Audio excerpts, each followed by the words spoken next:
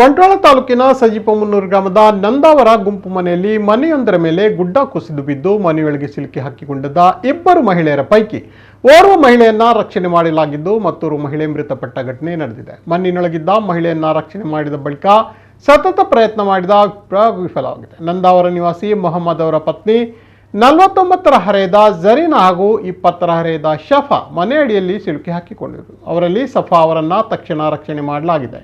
ಉಳಿದಂತೆ ಜರೀನಾ ಅವರು ಮೃತಪಟ್ಟಿದ್ದಾರೆ. ಕೆಲವು ಗಂಟೆಗಳ ಕಾಲ ರಕ್ಷಣಾ ಕಾರ್ಯದಲ್ಲಿ ಸ್ಥಳೀಯರು ತೊಡಗಿದರು. ಬಂಟ್ವಾಳ ಅಗ್ನಿಶಾಮಕ ದಳದ ಅಧಿಕಾರಿಗಳು, ಪೊಲೀಸರು, ತಾಲೂಕು ಆಡಳಿತದ ಸಿಬ್ಬಂದಿ ಸ್ಥಳದಲ್ಲಿ ತಹಶೀಲ್ದಾರ್ ಎಸ್ಬಿ ಕೂಡಲಿಗಿ ಹಾಜರಿದ್ದರು. ಬಂಟ್ವಾಳ ತಾಲೂಕಿನಲ್ಲಿ ಇಂತಹ ದುರ್ಘಟನೆಗಳು ಅನೇಕ ಕಡೆ ಸಂಭವಿಸುವ ಬಗ್ಗೆ ಈಗಾಗಲೇ ವರದಿಗಳು ಮಾಡಿದ್ರು ಕೂಡ ಜಿಲ್ಲಾಧಿಕಾರಿ ಆಗಲಿ, ಸಿಎಸ್ ತಾಲೂಕು ಆಡಳಿತವಾಗಲಿ, ತಾಲೂಕು ಪಂಚಾಯತ್ ಇಒ ಆಗಲಿ, ಪಿಡಿಒಗಳಾಗಲಿ ಅಥವಾ ಜನಪ್ರತಿನಿಧಿಗಳಾಗಲಿ ಯಾವುದೇ ಸ್ಪಂದನೆಗಳನ್ನು ನೀಡುತ್ತಿಲ್ಲ. ಮನೆ ಮಂದಿ ದೂರು ನೀಡಿದ್ರು ಬೇರೆ ಬೇರೆ ಕಾರಣಗಳನ್ನು ನೀಡಿ ಅಧಿಕಾರಿಗಳು ತಪ್ಪಿಸಿಕೊಳ್ಳುವ ಬಗ್ಗೆ ದೂರುದಾರರು ಆರೋಪ ಮಾಡಿದ್ದಾರೆ. ತಾಲೂಕಿನಲ್ಲಿ ಅನೇಕ ಕಡೆಗಳಲ್ಲಿ ಮನೆ ಕುಸಿಯುವ ಮತ್ತು ಗುಡ್ಡ ಕುಸಿದು ಮನೆಗೆ ಹಾನಿಯಾಗುವ ಸಂಭವ ಹೆಚ್ಚಿದ್ದು ಇನ್ನಾದರೂ ಅಧಿಕಾರಿಗಳು ಎಚ್ಚೆತ್ತುಕೊಳ್ಳಬೇಕಾಗಿದೆ ಎಂದು ಸ್ಥಳೀಯರು ಆಗ್ರಹಿಸಿದ್ದಾರೆ.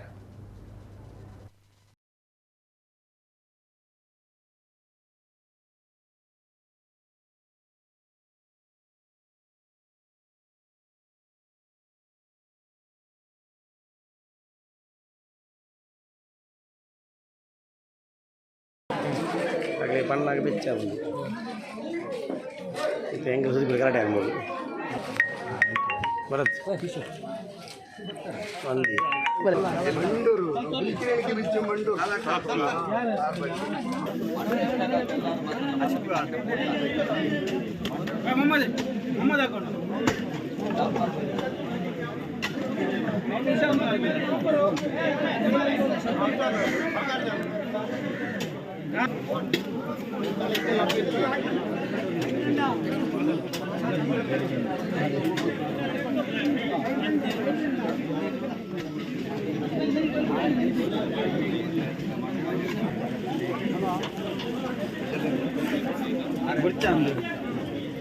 ಅಲ್ಪ ಜನ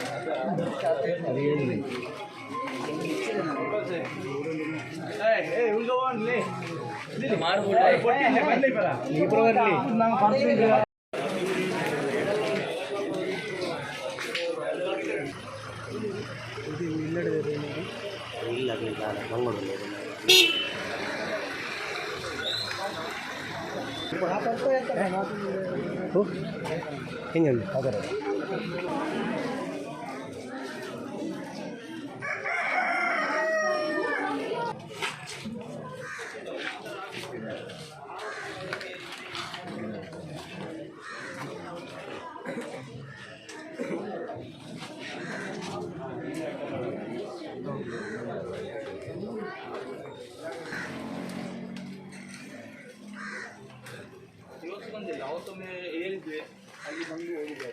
ನಾವು ಕೊಟ್ಟ ಮನವಿಯನ್ನು ಓಪನ್ ಮಾಡಿ ಜೀವನ ಸಣ್ಣದಿರುವಾಗ ಮನೆ ಅದಕ್ಕಿಂತ ಉಂಟು ಆದರೆ ನಾವು ಅದೇ ಶುರು ಮಾಡಿದ್ದೇವೆ. ಮುಂಚೆವೇ ಹೇಳ್ತಾ ಇದ್ದೀವಿ.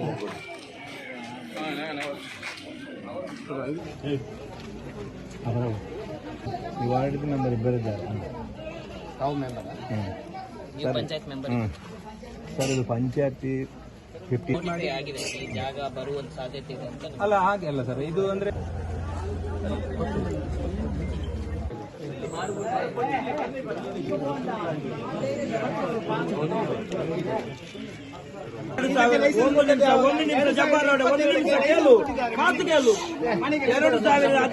ಉಸ್ತುವಾರಿ ಸಚಿವ ಇರುವಾಗ ಅವರು ತಲೆಗೋಳಿಗೆ ಹಣ ಹಾಕಿರುವಾಗ ನಿಮ್ಮ ತಂದೆಯವರು ಹೇಳಿದ್ರು ಸ್ಟೆಪ್ ಬೈ ಸ್ಟೆಪ್ ಕಂತು ಮಾಡ್ಲಿಕ್ಕೆ ಆಗುದಿಲ್ಲ.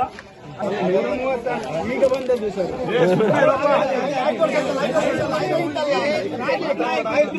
ರಾಜೇಶ್ ನಾಯ್ಕ ಬರಲೇ ಇಲ್ಲ ಇಲ್ಲಿಗೆ. ಸ್ಯಾಂಕ್ಷನ್ ಮಾಡಿದ್ದಾರೆ ಜಿಲ್ಲಾಧಿಕಾರಿ ಅವರು. ಜಿಲ್ಲಾಧಿಕಾರಿ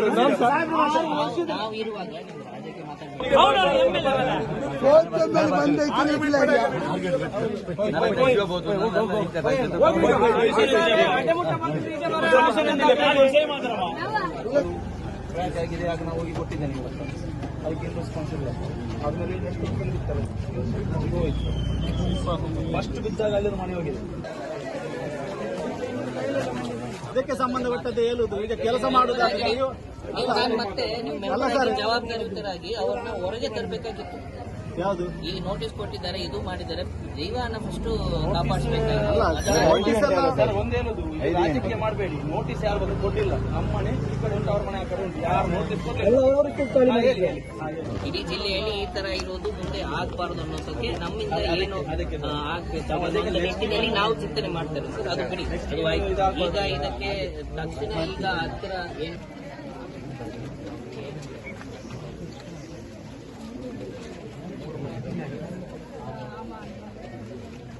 ಅದು ಅದು ನಡೀತಾನೆ ಇರ್ತದೆ.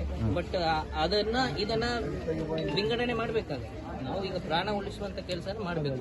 ಈಗ ನೀವೆಲ್ಲರೂ ಸ್ವಲ್ಪ ಹೊಂದಾಣಿಕೆಯಿಂದ ಇದು ಜನರನ್ನ ಶಿಫ್ಟ್ ಮಾಡಿ ಕಾಳಜಿ ಕೇಂದ್ರಕ್ಕೆ ಇದು ಮಾಡಿ. ಈಗ ಪ್ರಾಣಹಾನಿಯನ್ನ ನಾವು ತಡೆಯಲಿಕ್ಕೆ ಆಗಲ್ಲ, ಮಾಡ್ತೀವಿ. ಮಳೆ ಬರುವಾಗ ಅದಕ್ಕೆ ವ್ಯವಸ್ಥೆ ಮಾಡ್ಕೊಡ್ತೀವಿ. ವ್ಯವಸ್ಥೆ ಮಾಡದೆ ಮಾಡಲ್ಲ, ವ್ಯವಸ್ಥೆ ಮಾಡ್ತೀವಿ. ಅದರಲ್ಲಿ ಏನು ನಮ್ಮಲ್ಲಿ ಚೌಕಟ್ಟು ಒಳಗಡೆ ಏನ್ ಮಾಡ್ಲಿಕ್ಕೆ ಸಾಗುತ್ತಿದೆ ಅದನ್ನು ಅಲ್ಲಿ ನಮ್ದು ಈಗ ಪಂಚಾಯತಿಯಲ್ಲಿ ಒಂದು ಸಿಗುವಂತ ಪರಿಹಾರ 2,000 ಅದಕ್ಕೆ ನಾನು ಕೇಳಿದ್ದು. ಅದು ನಿಮ್ದು, ಅದು ನಮ್ದು. ಇದು ಮಾಡ್ತೀವಿ.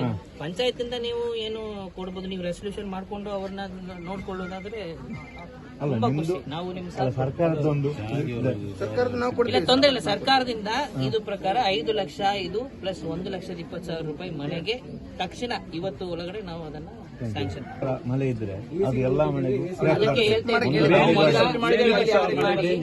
ಈಗ ಶಿಫ್ಟ್ ಮಾಡಿ ನಿಮ್ಗೆ ಅನುಕೂಲ ಇದೆ, ನಿಮ್ಗೆ ಬೇರೆಯವರು ನಿಮ್ಮ ರಿಶ್ತೆದಾರ ಮನೆಗೆ ಹೋಗ್ತೀರಿ ಅಂದ್ರೆ ನಮಗೇನು ಅಭ್ಯಂತರ ಇಲ್ಲ. ಆದ್ರೆ ಅಲ್ಲಿ ಇರ್ಬೋದು ಅವ್ರಿಗೆ ಏನಿದೆ, ಅವ್ರ ತೀರ್ ಹೋದವ್ರಿಗೆ ಇಮಿಡಿಯೇಟ್ ನಾವು 2 ಗಂಟೆಯಲ್ಲಿ ಅವ್ರಿಗೆ ಪರಿಹಾರ ಒಂದು ಕಡೆ ನೋಡ್ಕೊಳ್ಳೋದಾದ್ರೆ ಅಲ್ಲ ನಿಮ್ದು ನಾವು ನಿಮ್ ಸರ್ಕಾರದೊಂದು ಇಲ್ಲ, ತೊಂದರೆ ಇಲ್ಲ. ಸರ್ಕಾರದಿಂದ ಇದು ಪ್ರಕಾರ 5 ಲಕ್ಷ ಇದು ಪ್ಲಸ್ 1,20,000 ರೂಪಾಯಿ ಮನೆಗೆ ತಕ್ಷಣ ಇವತ್ತು ಒಳಗಡೆ ನಾವು ಅದನ್ನ ಸ್ಯಾಂಕ್ಷನ್. ಇದು ಮುಂಚೆ ನಮ್ಮ ಮನೆಗೆ ಸ್ಲ್ಯಾಬ್ ಕಟ್ಟಾಗಿ ಹೋಗಿದೆ, ಮನವಿ ಕೊಟ್ಟಿದ್ದು ಎಲ್ಲ ಕೊಟ್ಟಿದ್ದು. ಅದಕ್ಕೆ ಒಂದು ಪರಿಹಾರ ಬೇಡ ನಮ್ಗೆ ಜಿಯೋ ಇದ್ರೆ ಸಾಕು. ಅದಕ್ಕೆ ಒಂದು ತಡೆಗೋಡೆ ಮಾಡಿ ಒಂದು ಇದು ಮಾಡಿದ ಪರಿಹಾರ ಇವತ್ತು ಸಿಗ್ತದೆ, ನಾಳೆ ದುಡ್ಡಾಗಿ ಅಲ್ಲ. ಇನ್ನು 4 ದಿವಸ ಇದೇ ತರ ಮಳೆ ಇದ್ರೆ ಅದು ಎಲ್ಲಾ ಮನೆಗೂ ಅದಕ್ಕೆ ಹೇಳ್ತೇವೆ. ಈಗ ಶಿಫ್ಟ್ ಮಾಡಿ ನಿಮ್ಗೆ ಅನುಕೂಲ ಇದೆ, ನಿಮ್ಗೆ ಬೇರೆಯವರು ನಿಮ್ಮ ರಿಶ್ತೆದಾರ ಮನೆಗೆ ಹೋಗ್ತೀರಿ ಅಂದ್ರೆ ನಮಗೇನು ಅಭ್ಯಂತರ ಇಲ್ಲ. ಆದ್ರೆ ಅಲ್ಲಿ ಇರ್ಬೋದು ಅದಷ್ಟೇ. ನೀವು ನಿಮಗೆ ನಮ್ಗೆ ಬೇಕು ಅಂತ ಹೇಳಿದ್ರೆ ನಾವು ಕಾಳಜಿ ಕೇಂದ್ರ ಪ್ರಾರಂಭ ಮಾಡಿದ್ವಿ. ಎಲ್ಲಿ ಮಾಡಿದ್ವಿ? ಶಾರದಾ ಹೈಸ್ಕೂಲಲ್ಲಿ ಕಾಳಜಿ ಕೇಂದ್ರ ಪ್ರಾರಂಭ ಮಾಡಿದ್ವಿ. ದಕ್ಷಿಣ ಕನ್ನಡ ಜಿಲ್ಲೆಯಲ್ಲಿ ಈ ವರ್ಷದ ಮುಂಗಾರಿನಲ್ಲಿ ಕಳೆದ 4 ದಿವಸಗಳಾಗಿ ಸತತವಾಗಿ ಹೆಚ್ಚಿನ ರೀತಿಯಲ್ಲಿ ಮಳೆ ಸುರಿತಾ ಇರುವಂಥ ಇದರಲ್ಲಿ ಈಗ ಈ ಲ್ಯಾಂಡ್ಸ್ಲೈಡ್ ಆಗುವಂಥ ಸಾಧ್ಯತೆಗಳು ಸಹಿತ ಹೆಚ್ಚಾಗಿದೆ. ಇದರಲ್ಲಿ ಇವತ್ತು ಅನ್ಫಾರ್ಚುನೇಟ್ಲಿ ನಂದವರ ಗುಂಪು ಮನೆ ಅನ್ನುವಂಥ ಪ್ರದೇಶದಲ್ಲಿ ಈಗ ನಾವು ಇಲ್ಲಿ ಸುಮಾರು 6 ಗಂಟೆ ಬೆಳಗಿನ ಜಾವ 6 ಗಂಟೆಗೆ ಮಣ್ಣಿನ ಗುಡ್ಡ ಕುಸಿದು ಒಂದು ಮನೆಯಲ್ಲಿ ಹಾನಿಯಾಗಿದೆ. ಅದರಲ್ಲಿ 3 ಗಂಡ ಹೆಂಡತಿ ಮತ್ತು ಮಗಳು 3 ಜನ ಒಳಗಿದ್ದು ತಕ್ಷಣ 1-2 ಗಂಟೆಯಲ್ಲಿ ಇಲ್ಲಿ ಸಾರ್ವಜನಿಕರು ಮತ್ತು ಜಿಲ್ಲಾಡಳಿತದಿಂದ ಅಗ್ನಿಶಾಮಕ ದಳ ಮತ್ತು ತಂಡ ಬಂದು ಅವರನ್ನು ರೆಸ್ಕ್ಯೂ ಮಾಡುವಂಥ ಕಾರ್ಯಾಚರಣೆಯನ್ನು ಬೆಳಗ್ಗೆ 6:30 ಶುರು ಮಾಡಿದ್ದಾರೆ. ಅದರಲ್ಲಿ 40 ವಯಸ್ಸಿನ ತೀರ್ಕೊಂಡಿದ್ದಾರೆ. ಇದಕ್ಕೆ ತಕ್ಷಣ ನಾವು ಅದಕ್ಕೆ ಕೊಡುವಂಥ ಪರಿಹಾರವನ್ನು ಇನ್ನೊಂದು 2 ಗಂಟೆಯಲ್ಲಿ ಮುಚ್ಚುವಂಥ ವ್ಯವಸ್ಥೆಯನ್ನು ಮಾಡಿದ್ದೇವೆ. ಆದರೆ ಇದರಲ್ಲಿ ನಿಮ್ಮ ಮುಖಾಂತರ, ಮಾಧ್ಯಮದವರ ಮುಖಾಂತರ ದಕ್ಷಿಣ ಕನ್ನಡ ಜಿಲ್ಲೆಯ ಎಲ್ಲ ಸಾರ್ವಜನಿಕ ಬಾಂಧವರಿಗೂ ನಾವು ಬೇಡ್ಕೊಳ್ಳುವುದು ಇದು ಒಂದು ಪಾಠವಾಗಿ ನಮಗೆ ಆಗಬೇಕು ಅಂತ. ಯಾಕಂತ ಹೇಳಿದರೆ ಈ ಒಂದು ವಿಚಾರದಲ್ಲಿ ಇದು ವಲ್ನರಬಲ್ ಪಾಕೆಟು, ಇದು ಇಲ್ಲಿ ಈ ಥರ ಆಗುವಂಥ ಸಾಧ್ಯತೆ ಇದೆ ಅಂತ ಗುರುತಿಸಿ ಈ ಒಂದು 3-4 ಮನೆಗಳಿಗೆ ಅವ್ರನ್ನ ಇಲ್ಲಿಂದ ಸ್ಥಳಾಂತರ ಮಾಡಿ ನಾವು ಕಾಳಜಿ ಕೇಂದ್ರಗಳಿಗೂ ಸಹಿತ ನಿಮ್ಮನ್ನು ಉಳಿಸ್ಕೊಳ್ತೀವಿ ಅನ್ನುವಂಥ ಭರವಸೆ ಕೊಟ್ಟರು ಸಹಿತ ಅವರು ಯಾವುದೋ ಒಂದು ನಂಬಿಕೆಯಲ್ಲಿ ಇಲ್ಲ ಏನಾಗೋದಿಲ್ಲ ನಾವು ನೋಡ್ಕೊಳ್ತೀವಿ ಅಂತ ರೀತಿಯಲ್ಲಿ ಮಾಡಿದ್ದಾರೆ. ಅದರಿಂದ ನಾವು ಒಂದು ಜೀವವನ್ನು ಇವತ್ತು ಕಳೆದುಕೊಳ್ಳುವಂಥ ಸ್ಥಿತಿ ಬಂದಿದೆ.